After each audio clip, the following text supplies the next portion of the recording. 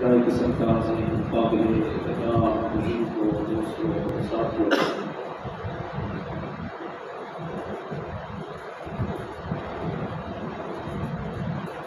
قرآن مجید فرقان حمید کی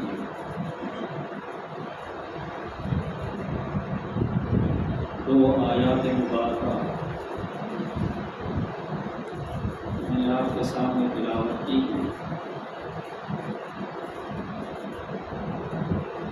اللہ رب العزت سے دعا ہے، التجا ہے، درخواست ہے تو رب لم یزل ان آیات کا مفہوم اور مطلب اور ان سے حاصل ہونے والا سبب صحیح صحیح حق اور سچ کے ساتھ بیان کرنے کی توفیق عطا فرمائے، اور سن کر سمجھ کر اللہ تعالیٰ ہم سب کو عمل کی توفیق عطا فرمائے۔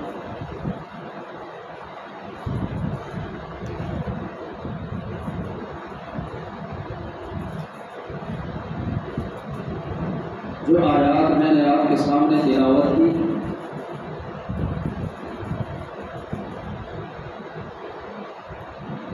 ان میں اللہ رب العزت نے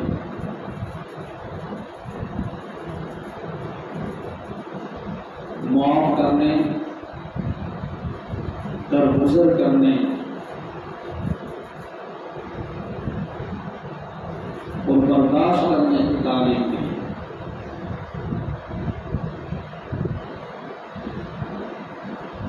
زمانۂ جاہلیت میں کہ جب لوگ علم نبوت سے دور تھے، تعلیمات قرآنی سے دور تھے، علم دین سے دور تھے،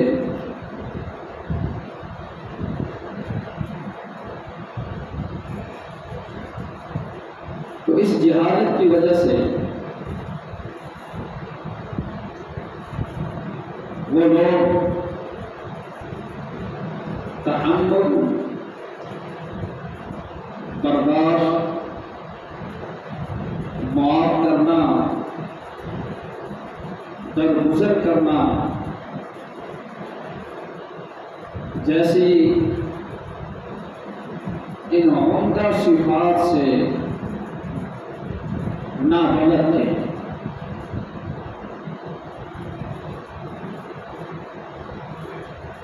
چنانچہ یہ بھی وجہ تھی کہ چھوٹی چھوٹی باتوں پر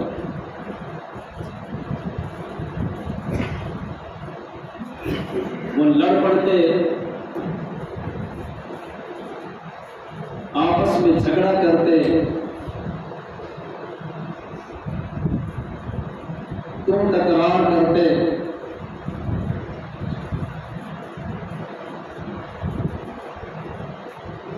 جنگیں کرتے، لڑائی کرتے، اور پھر اس تکرار سے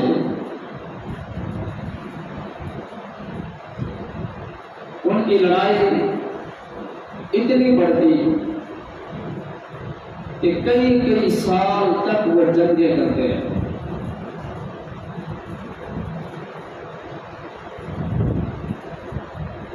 چنانچہ تاریخ کی کتابوں میں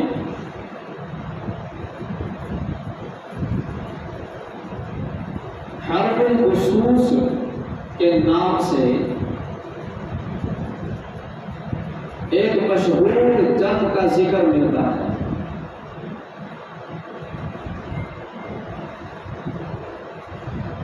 وہ کیا جنگ تھی؟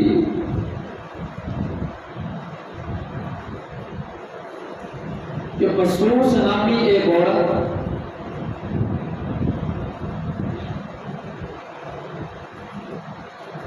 اس کی اونٹنی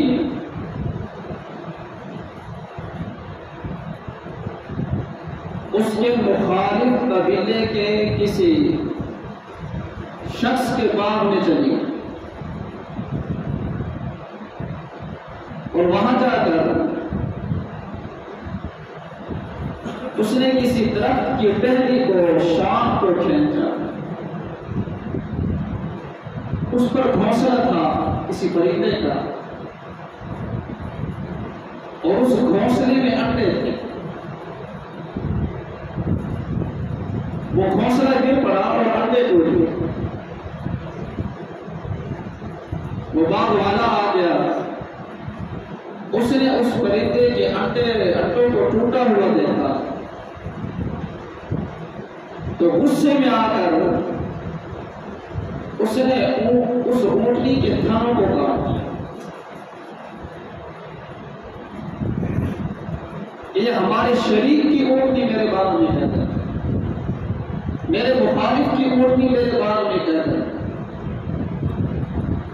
تو صرف آنے پر ایک جانور کے تھنوں کو کاٹ دیا.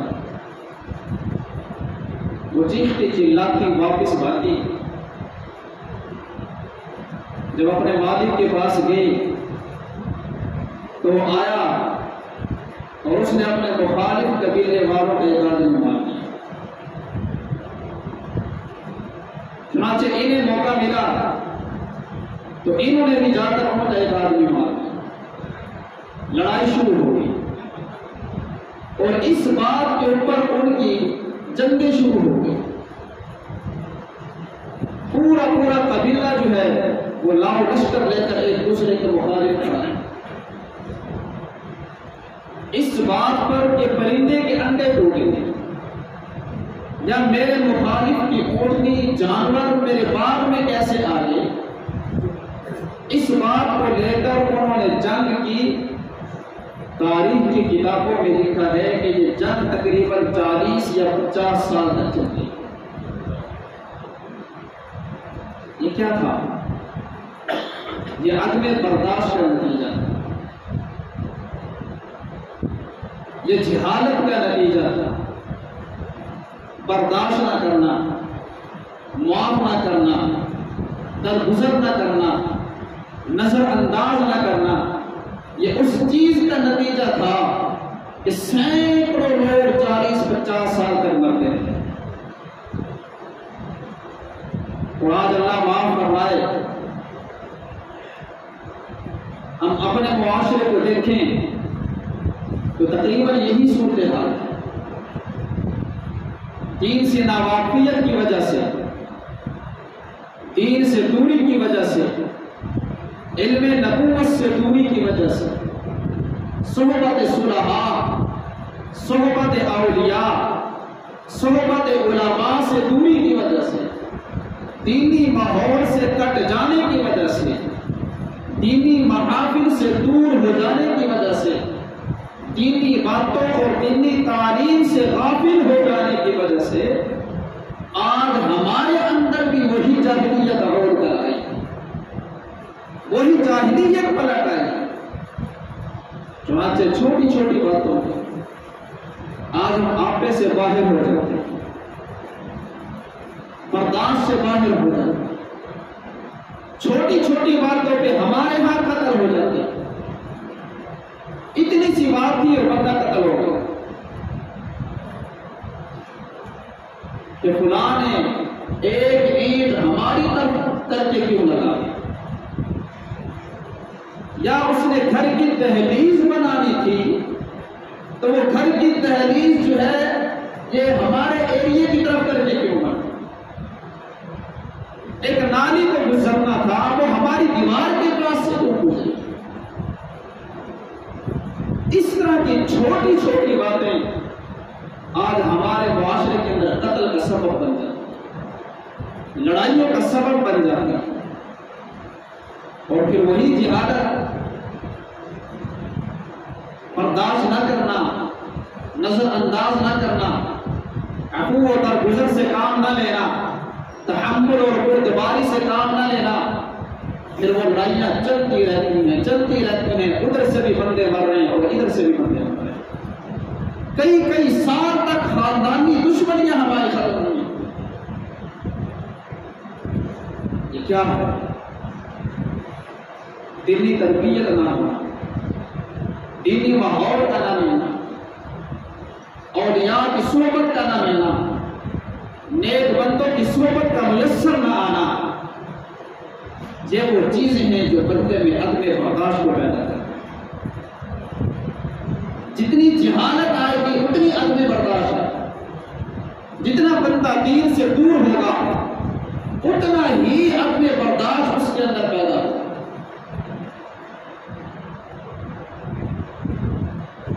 جبکہ معاف کرنا، درگزر کرنا، نظر انداز کر دینا، تحمل اور بردباری سے کام لینا، برداشت سے کام لینا، یہ اللہ رب العزت کی صفت ہے، اور اللہ رب العزت نے اس کو اپنانے کا حکم دیا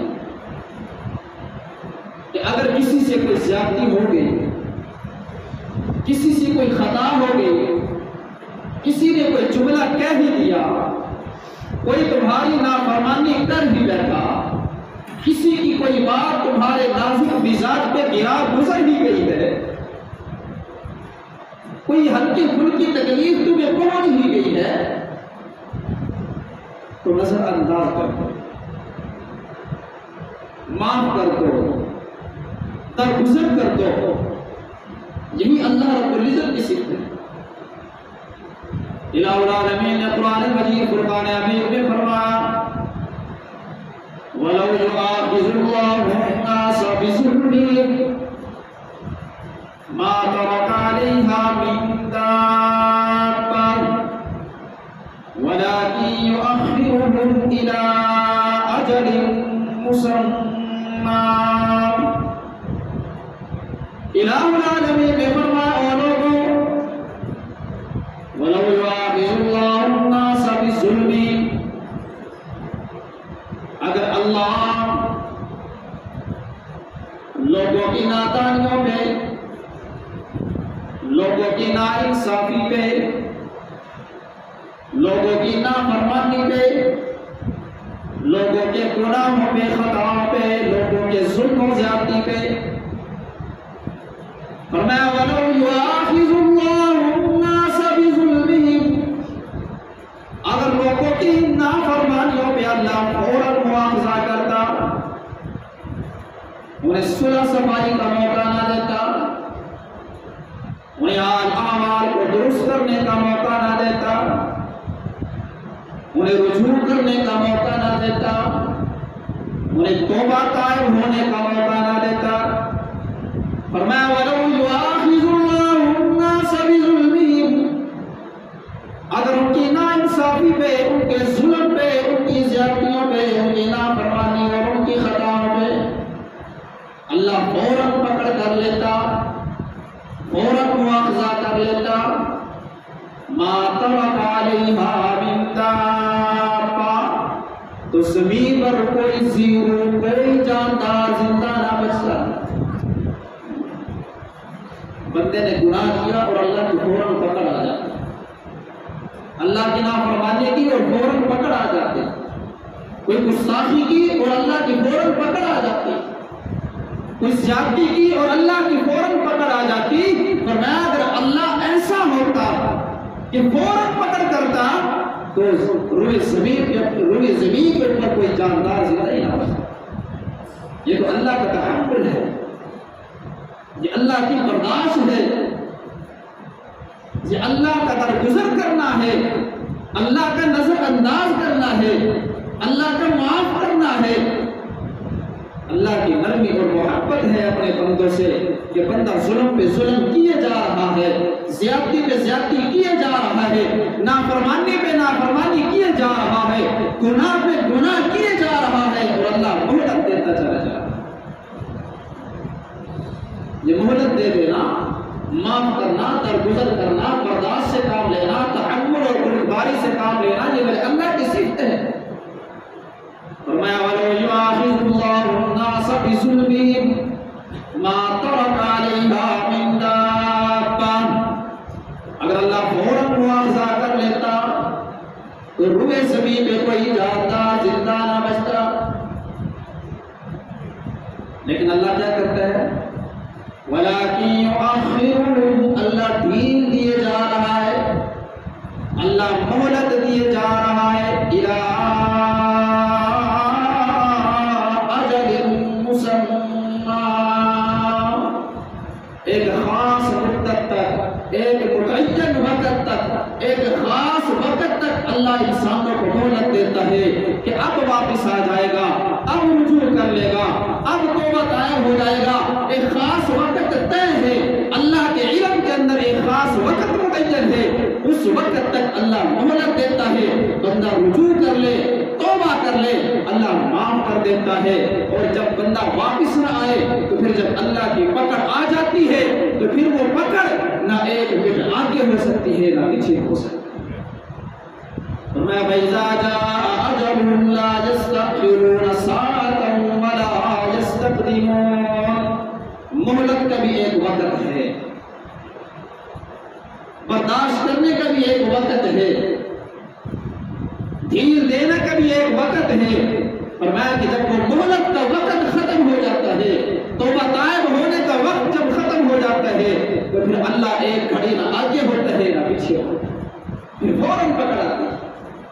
تو عرض یہ کر رہا ہوں، یہ معاف کرنا، درگزر کر دینا، لوگوں کی غلطیوں کو نظر انداز کر دینا، یہ اللہ رب العزت کی صفت ہے اور بندے کو یہ اختیار کرنی چاہیے۔ اس کے اختیار کرنے کا حکم اللہ نے میرے حضور کو دیا ہے اور حضور کے واسطے سے اللہ نے حضور کی امت کو دیا ہے۔ الہ العالمین نے فرمایا وَإِن تَدْعُوهُمْ إِلَى الْهُدَىٰ لَا يَسْمَعُونَ وَتَرَاهُمْ يَنظُرُونَ إِلَيْكَ وَهُمْ لَا يُبْصِرُونَ۔ فرمایا میرا محبوب پیغمبر سرور کونین تاجدار مدینہ فخر رسول جناب محمد رسول اللہ صلی اللہ علیہ وسلم وَإِن تَدْعُوهُمْ إِلَى الْهُدَىٰ لَا يَسْمَعُونَ، اور آپ ان کافروں کو، مشرکوں کو، نافرمانوں کو ہدایت کی طرف بلاتے ہیں، لا يسمعون، مگر وہ آپ کی دعوت کو سنتے نہیں ہیں۔ آپ بلا رہے ہیں، بار بار آپ واعظ کر رہے ہیں، آپ تقریریں کر رہے ہیں، جا جا کر لوگوں کو دعوت دے رہے ہیں، مگر ان نافرمانوں کا حال یہ ہے کہ لا يسمعون، وہ آپ کی بات سننے کے لیے تیار نہیں۔ وَتَرَاهُمْ يَنظُرُونَ إِلَيْكَ وَهُمْ لَا يُبْصِرُونَ، اور آپ خیال کر رہے ہیں کہ جب آپ ان کو نصیحت کرتے ہیں، جب آپ ان کے سامنے دعوت رکھتے ہیں، جب آپ ان کے سامنے واعظ کرتے ہیں، ان کے سامنے بیان کرتے ہیں، اللہ کا قرآن ان کے سامنے پڑھتے ہیں اور ان کو سناتے ہیں اور وہ آپ کی طرف دیکھ رہے ہوتے ہیں، فرمایا کہ آپ خیال کرتے ہیں کہ وہ آپ کی طرف دیکھ رہے ہیں، لیکن حقیقت یہ ہے کہ وہ آپ کو نہیں دیکھ رہے ہوتے۔ وَتَرَاهُمْ يَنظُرُونَ إِلَيْكَ وَهُمْ لَا يُبْصِرُونَ، آپ خیال کرتے ہیں کہ وہ نظر پھاڑ پھاڑ کر آپ کی طرف دیکھ رہے ہیں، وَهُمْ لَا يُبْصِرُونَ، لیکن حقیقت یہ ہے کہ وہ آپ کو نہیں دیکھ رہے ہوتے۔ آنکھیں آپ کی طرف لگی ہوئی ہیں مگر دل و دماغ کہیں اور ہے، دماغ میں کچھ اور چل رہا ہے، کان آپ کی طرف ہیں، نظریں آپ کی طرف ہیں، دیکھ آپ کو رہے ہیں، لیکن بات آپ کی کوئی نہیں سن رہے، وہ حق بات کو نہیں دیکھ رہے، سوچ کچھ اور رہے ہیں، تدبیریں کچھ اور کر رہے ہیں، دماغ کے اندر باتیں کچھ اور چل رہی ہیں کہ یہ کیسی بات کریں گے، ہمیں اعتراض کا موقع ملے گا، کوئی ایسا پوائنٹ ہمیں مل جائے ہم ان پر اعتراض کر سکیں، ہمیں ہاتھ میں کوئی ایسی بات آ سکے کہ ہم اس بات کو لے کر پروپیگنڈا کر سکیں، شور شرابہ کر سکیں، جیسا کہ آج کل ہمارے ہاں ہم مخالف کی بات کو صرف اسی لیے سن رہے ہوتے ہیں کہ ہماری من مرضی کی کوئی بات اس میں سے ہمیں مل جائے، ہماری من مرضی کا کوئی پوائنٹ اس سے ہمیں مل جائے اور پھر ہم اس کو بدنام کرنا شروع کریں، پھر اس کے خلاف ہم پروپیگنڈا کرنا شروع کریں۔ آج ہماری سیاست میں کیا ہوتا ہے، مخالف لیڈر کی تقریر کو سن لیا، 1 گھنٹے کی تقریر میں سے ایک اتنا سا جملہ عرض کر لیا، یہ دیکھے لیے اس نے کیا کہتے ہیں، نہ اس کا سیاق دیکھا، نہ اس کا سراغ دیکھا، آگے کیا تھا، پیچھے کیا تھا، اپنی من پسند من مرضی کا ایک جملہ لیا اور پروپیگنڈا شروع کیا۔ یہی ہم علماء کے ساتھ کرتے ہیں. ہم اپنے مخالف مسلک کے کسی عالم کی بات کو لیتے ہیں، ان کی کتاب میں سے کسی ایک بات، کسی ایک پوائنٹ، کسی ایک جملے، کسی ایک لفظ کو لے لیتے ہیں اور پھر عوام کو گمراہ کرنا شروع کر دیتے ہیں کہ دیکھیے جی اس نے یہ کیا کہا، دیکھیے اس نے کیسی بات لکھی ہے. ایک جملے سے پوری بات سمجھ نہیں آیا کرتی، کسی ایک پوائنٹ سے پوری تقریر سمجھ نہیں آیا کرتی، اس کا پورا مدعا سمجھ نہیں آیا کرتا. یہی کافر کیا کرتے ہیں. الہ العالمین نے فرمایا وَتَرَاهُمْ يَنظُرُونَ إِلَيْكَ وَهُمْ لَا يُبْصِرُونَ. میرا محبوب پیغمبر، آپ یہ خیال کرتے ہیں کہ یہ آپ کی طرف دیکھ رہے ہیں، نظریں انہوں نے آپ کی طرف گاڑی ہوئی ہیں. وَهُمْ لَا يُبْصِرُونَ، حقیقت یہ ہے کہ وہ آپ کو نہیں دیکھ رہے.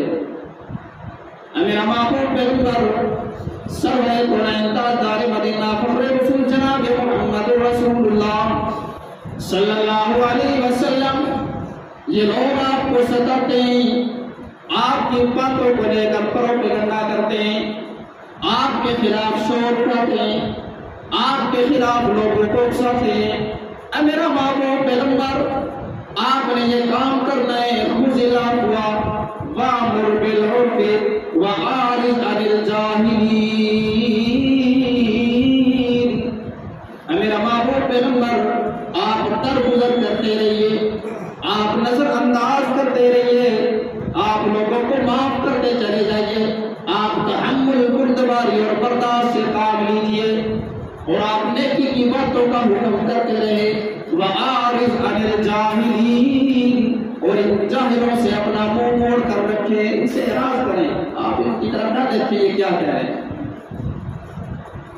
آج کے زمانے میں اگر ہم نے کچھ یہ جھلک دیکھنی ہو کہ مخالف کو نظر انداز کر دینا اور لوگوں کے پروپیگنڈے کا جو ہے وہ تاثر نہ لینا اور اس پر برا نہ منانا، تو ہمیں مولانا طارق جمیل کی صورت کے اندر ایک شخصیت نظر آتی ہے کہ اپنے بھی برائے بھی ان کی باتوں کو لے کر پروپیگنڈا کرتے ہیں، ان پر تنقید کرتے ہیں، ان کے خلاف پوسٹیں کی جاتی ہیں، ان کے خلاف تقریریں کی جاتی ہیں، مگر کبھی کسی موقع پر، کسی بیان میں، کسی بات میں، کسی دعوت میں، کسی واعظ میں انہوں نے کبھی اپنے مخالف کو شرمندہ نہیں کیا، اپنے مخالف کی بے عزتی نہیں کی اور اپنے مخالف کو جو ہے کبھی کوئی ایسی بات نہیں کہی کہ اس کی طبیعت کو اوپر ناگوار گزری.